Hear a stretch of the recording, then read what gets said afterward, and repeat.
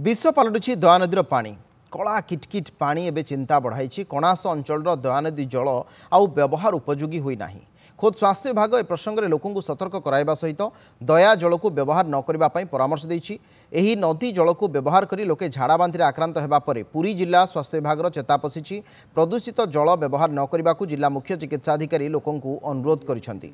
सर्वाधिक प्रभावित नुआगाँ एवं जागुलाई पदर को प्रशासनिक अधिकारी गस्त करिसेंति।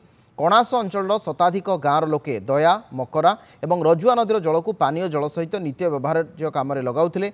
दयानदी पानी प्रदूषित होई निम्न अववाहिकार लोकों एवं जहर पलटि दूषित जल जोगु कणास ब्लॉकर विभिन्न गाँवर लोके झाड़ाबांति आक्रांत होउछंती। झाड़ाबांति व्यापी कणास अंचल में 2 जनकर मृत्यु होइथिबा बेले अनेक आक्रांत होई विभिन्न मेडिकल रे चिकित्सित होउछंती। झाड़ाबांति व्यापी थिबा अंचल लोकंकु दयानदीर जल व्यवहार न करिबाकु सचेतन करा जाउछि। डाक्तरी टीम विभिन्न गाँव को जाई लोकंकर स्वास्थ्य अवस्थार जांच करुछंती।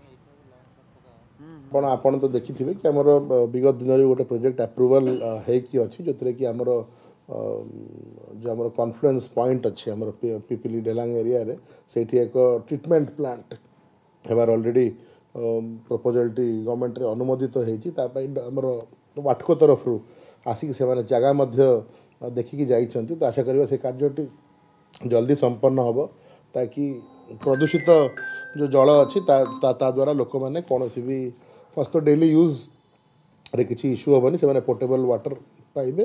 तो सहित आमर जो वाटर बॉर्न डिजीज रु से बंची रहे।